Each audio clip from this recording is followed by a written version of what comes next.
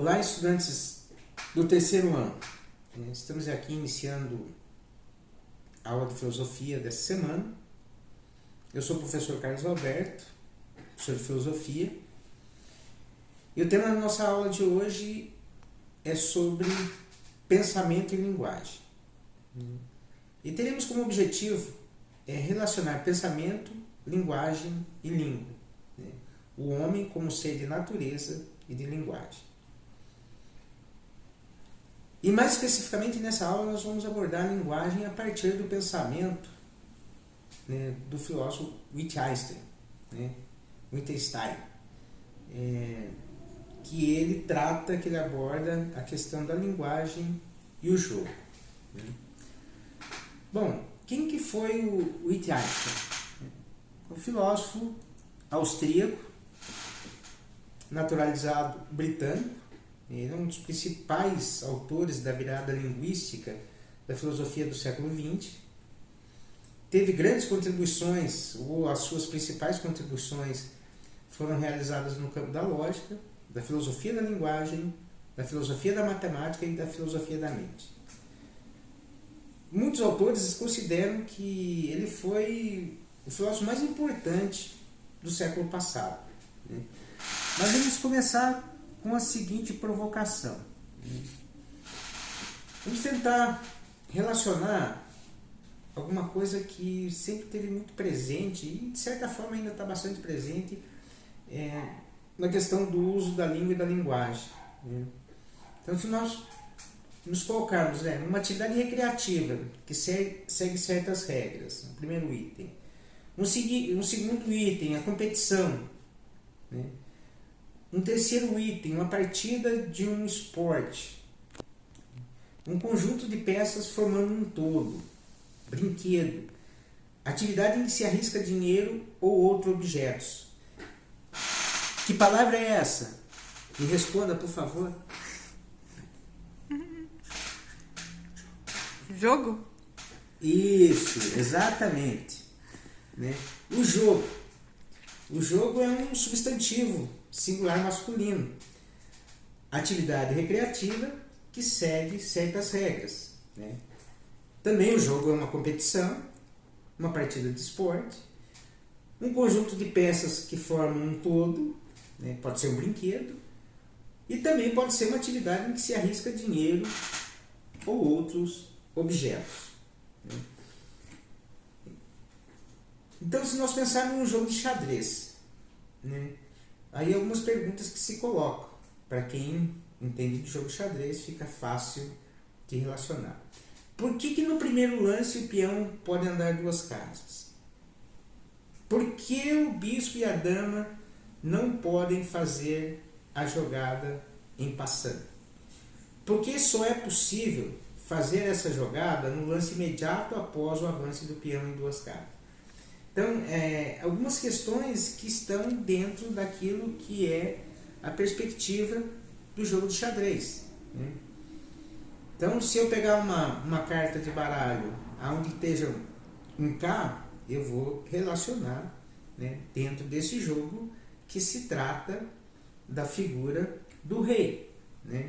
Então, e no xadrez também, nós vamos ter uma peça lá do jogo de xadrez que nós podemos identificar como sendo a figura de um rei. Bom, dito isso, vamos lá para as ideias do filósofo Wittgenstein. Para o Wittgenstein, o grande problema na filosofia da linguagem, ela começa lá com o filósofo Platão.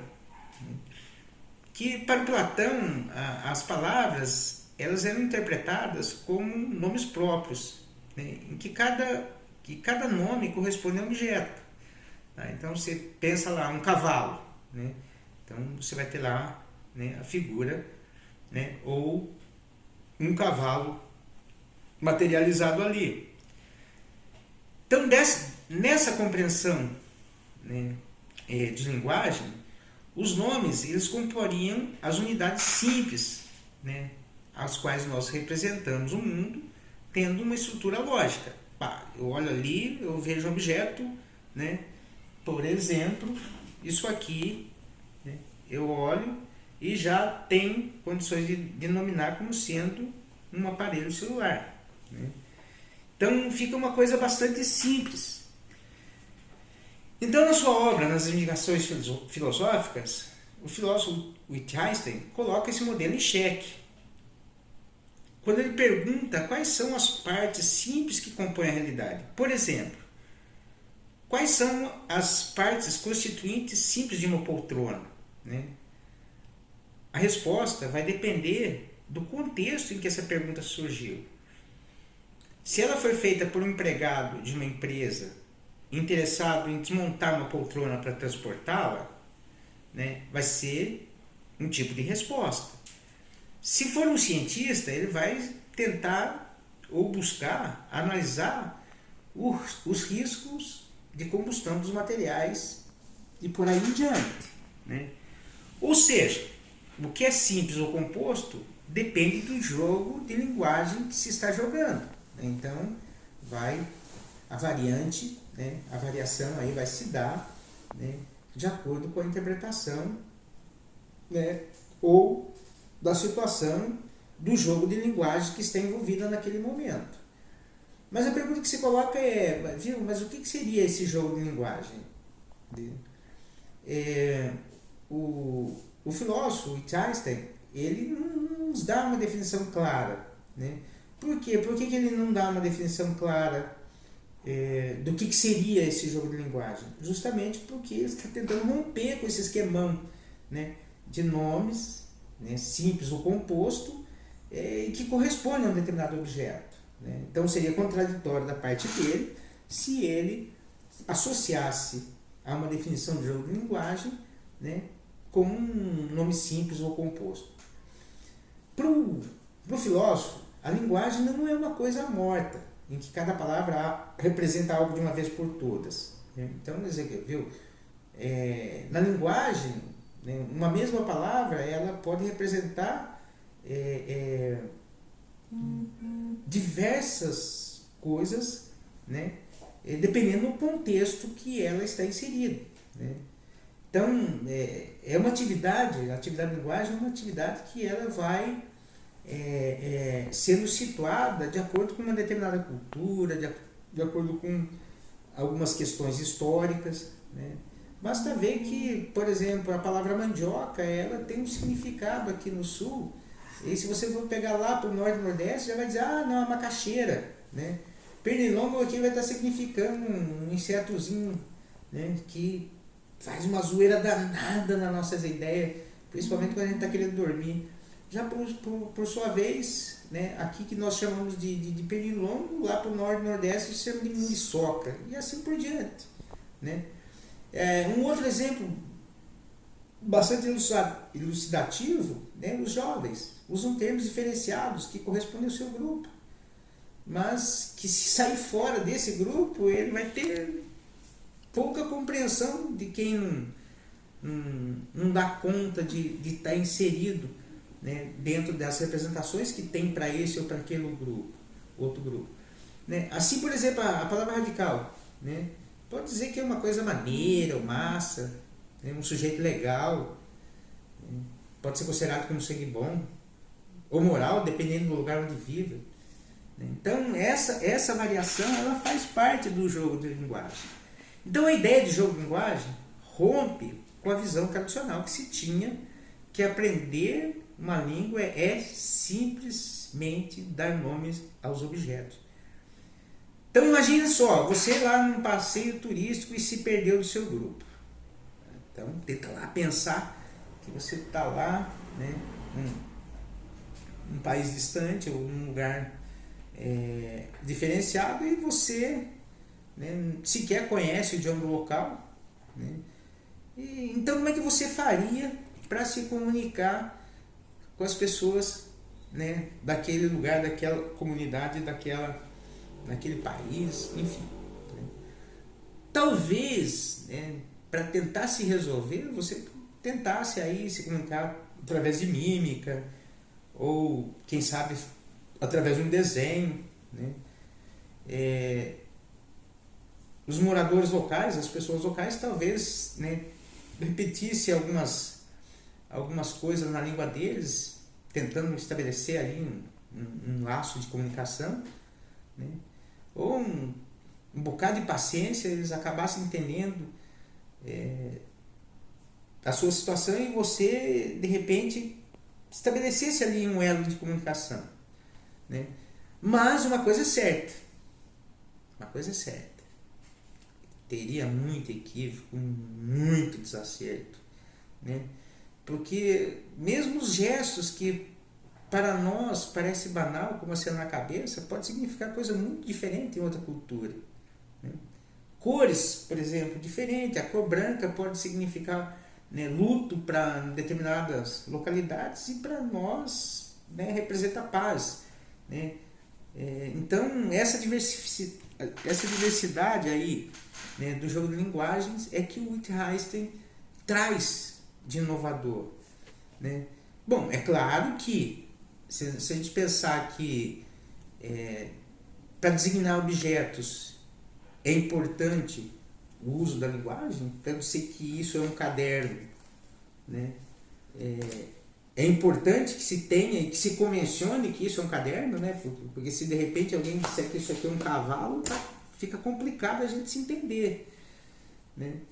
Mas não se reduz a isso. Vamos pensar aí uma criança, né, quando ela está aprendendo a falar, ela não é capaz de entender direito, né, algumas coisas de mímicas, alguns jogos de olhos, alguns gestos, né, justamente porque ela não está lá acessível a ela o significado daquelas palavras, né. Portanto, o aprendizado de uma língua não pode ser visto apenas como um mero aprendizado da designação de objetos isolados, né.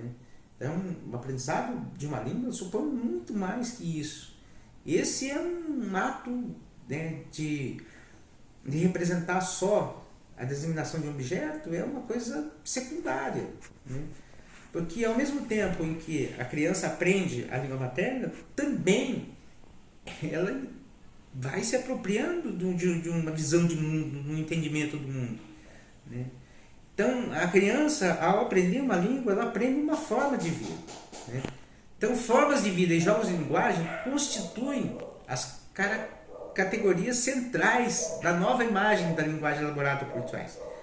Nessa nova imagem, a linguagem é sempre ligada a uma forma de vida determinada, contextualizada, dentro de uma praxis comunicativa interpessoal. Ou seja, né, a inovação que o Twice traz é justamente essa, de dizer, olha, viu, a praxis comunicativa, a comunicação, ela se dá, né, dentro de uma configuração cultural, dentro de uma configuração de contextos históricos, né, e que não simplesmente nominar alguma coisa.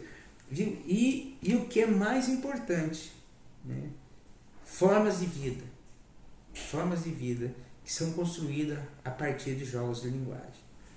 Então, pessoal, a nossa aula de hoje foi focada nisso, de a gente poder entender um pouco de o quanto, né, a relação de pensamento e linguagem ela se faz importante, né, na ação comunicativa, né? Basta a gente ver que ainda, se a gente pegar lá as linguagens do chamado internetês, né, elas se fazem comunicativa porque está dentro de um jogo de linguagem, entende? Então as representações que são colocadas ali são compreendidas, né, dentro do jogo de linguagem por aquelas personagens que estão inseridas dentro daquele contexto, né?